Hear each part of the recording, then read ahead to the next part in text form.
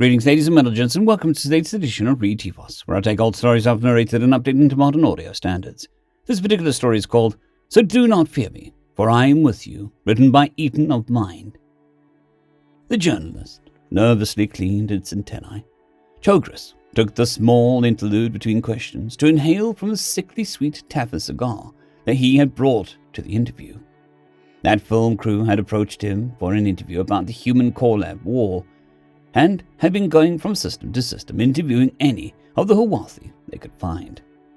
A documentary, the producer had stated in his DM, to commemorate the 45th anniversary of the Great War. Chogris didn't mind. The big biped had been winding away his days since the end of the war, since his veteran's passion took care of his day-to-day bills. He much enjoyed retelling his war stories to the younger Hugh, at least the one fit for small ears to hear. The big bipedal reptile stretched as the reporter-translator made the universal ahem sound. Now, how do the Hawathi get involved in the human core war? I understand that the Hawathi Dominion sits in between the now reclassified Orion arm of the galaxy and the... Yes, he interrupted, exhaling as the nicotine hit his cold blood.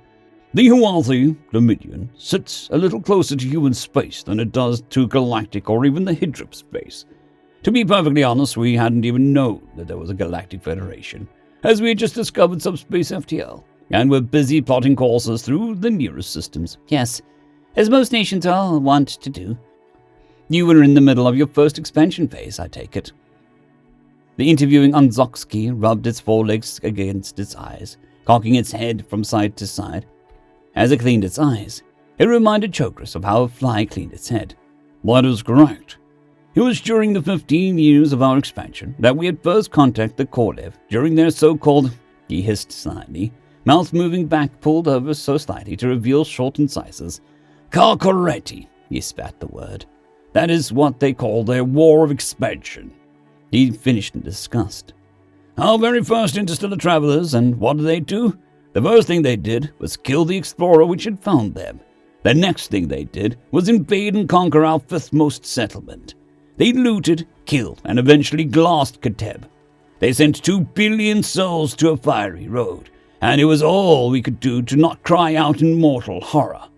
They were reptiles like us, yet they killed as if we were demons. Truly those were dark times, he finished, slowly snorting air out of his gills in the universal sign of a sigh. And then what happened? Well, we had been fighting a losing battle against them. There were simply too many of them. For every one of our warships, they had 30. The more adventurous of their fleet simply let us be. As they raced past the outer spiralward edges of our empires, while the more bloodthirsty elements stayed behind to genocide, he growled. We had been fighting them for nigh on 10 years when, well, they came.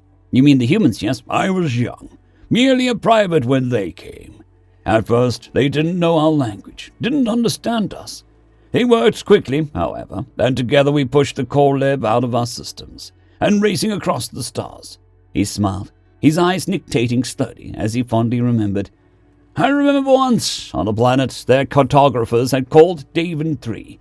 I witnessed what I have come to recognize as probably the most human of human things. He laughed, the sound coming from deep within his chest. Can you elaborate? Well, I had been fighting in an integrated Hawathi human battalion at the time. We'd been sent groundside, as the planet was the only one habitable in the system, and was thus a vital logistical target. We had pushed the Korlev well past the galactic center, and were pushing them roughly... He paused, and hummed thoughtfully. Where's Stish? Well, towards their home systems, I should say, he finished. He made to speak again, but stopped. A wry smile spread his reptilian features as he chuckled inwardly. Is something the matter? The bug stopped its self-grooming, his antennae pointing straight forwards and towards the Hawathi. Do you know, began Chogris, still throat laughing, that according to all known interstellar naval commanders, an interstellar warship cannot be used in close air support capabilities, on account of atmospheric bird and ground fire being too much of a concern for the safety of the ship to warrant such an action? He asked coyly. The bug was almost taken aback, and after a moment responded, Did you say, close air support, as in direct support of the ground war? "Did you mean close or range orbital bombardment?" it asked, cocking its head to the side in a universal look of confusion. No. I mean literal air support. The humans use something called void seeding. Essentially, the hull armor is set into a turtleback formation. There is an outer layer of cold fusion armor on the outside, designed to not only shrug off and dissipate the energy behind the high-caliber shell, but also protect the inner layer of armor in case the outer layer gets slagged by energy weaponry. He took another long drag of his cigar for effect.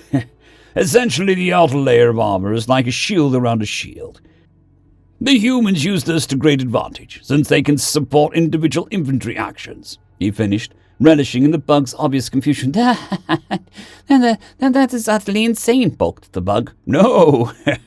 Insanity is realizing that screaming, burning Leviathan is broadcasting a signal as it enters the atmosphere, he said calmly. A message? Yes. During one of the most bloody days on that planet, a division of 3 corvettes, that is what they call their smallest class of warships, entered the atmosphere to support my battalion. He paused for a while, his eyes glazing over as he remembered. The leader, he broadcast a message when he passed over our position. What did he say? The mosquito hum of passing lasers only heightened his anxiety as the caller poured in front of him strained against one another to overcome their position. The mass of blue aliens were like an angry, writhing, screaming ocean of hate as they surged towards his hill bunkers. 3 of his squad mates were doomed, one screaming as a bloody steaming home where his arm used to be sizzled. It had been cooked by the high-energy laser weapons of the Korleb, and the smell of burning meat only heightened his senses as he raked the oncoming horde with returning fire. It had been 3 days of continuous assault, and the prefabricated fob/bunker his battalion had set up in was looking worse for wear. Holes where the enemy lasers had penetrated left ghastly black smoking points in the teal-grey wall. His eyes were sore, the nictating membrane long since drawn over his eyes to protect them from the violent glares of the plasma and gamma fire. He felt all hope was lost. There were simply too many of them. Their scales caught the lights of the passing lasers, and they glowed like a tidal horde. He had resigned himself to emptying the heavy gun into the oncoming horde and putting his grenade pins when all of a sudden the night evaporated around him. He heard a great noise, like a great dragon roaring, and he looked up. 3 falling stars had detached themselves from the heavens and were rocketing towards the earth. They looked like 3 suns burning the darkness away as they grew brighter and brighter. He realized after a moment 2 things. The desperate firefight around him had stopped as everyone turned to stare, and that the lights were getting brighter. He contemplated his coming demise. He heard it, like a god of the aether speaking. It boomed, shaking the ash and dirt around him as the roaring grew closer. Do not fear, for I am with you. Do not be dismayed, for I am your God. I will strengthen you and help you. I will uphold you with my righteous right hand. All who rage against you will surely be ashamed and disgraced. Those who oppose you will be as nothing and perish. Though you search for your enemies, you will not find them. Those who wage war against you will be as nothing at all. The human voice boomed. A second later, he heard the ships speak. Innumerable lights flared off the ships, and it was only as he heard the earth-shattering booms did he realize what they were. By the Holy Ten, they did it. They actually did it, he thought, staring in slack-jawed awe as the light around the 3 dissipated, revealing the angular shapes of the warship above. The night had tried to reassert itself, but the warships disagreed. As soon as their hulls had cooled off and the light had died down, hangars, gun decks, torpedoes, and missile silos opened almost in unison. They rained down death upon the heads of Korleb, turning enormous swaths of the horde into nothing more than gibbet and ash. Anti-air batteries opened up, but they did little against the gently floating leviathans. It was almost as an afterthought that the leftmost ship in the inverted V formation turned on its shields. The flak and high explosive shells that had been pinging off the hull all but dissipated as they came in contact with a high-energy field. Hey, the fuck are you doing? Get your shit in gear and move your rear. We're following the retreat. He heard a voice behind him which snapped him out of his reverie that he had fallen into while watching the now distant warships utterly annihilate the oncoming infantry. After another moment, he realized that the firefight which had paused upon the arrival of the ships had completely died as soon as they began opening fire. He turned to face his commanding officer, a slightly shorter man by the name of Cole Perrin. "What, sir? What? Why?" he sputtered. Shock and confusion writ large across his face. Evidently, his expression must have gently amused the sergeant, because the stern grimace slowly lightened into a large smile. And then a raucous laughter. "Yeah, guess you Haworthy have never seen close air support, huh?" Those were warships. How are they even flying in atmosphere? How did they not break apart in entry?" asked Colgress, dazed in a flagrant violation of sanity the three warship captains had displayed. Off in the distance, the Corlib had scampered fighters to counter the emerging threat. He turned to watch as the foremost warship's shields glittered in the night. The point-of-fence batteries all along the top of the ships were lit up, and if he looked closely enough, he could see the enemy fighters falling like wheat before the seasoned farmer's scythe. "Yep, Navy got there just in time. Now pack up your shit and follow me." That there, Cole pointed at the distant warships, "is a golden opportunity sent by the big man on high, and I'll be damned if we do not exploit it. On your feet, trooper. We got aliens to kill," he finished with a savage grin. The Haworthy could do nothing except stare in slack-jawed awe as he faintly registered short bipedal men and women streaming out of the FOB.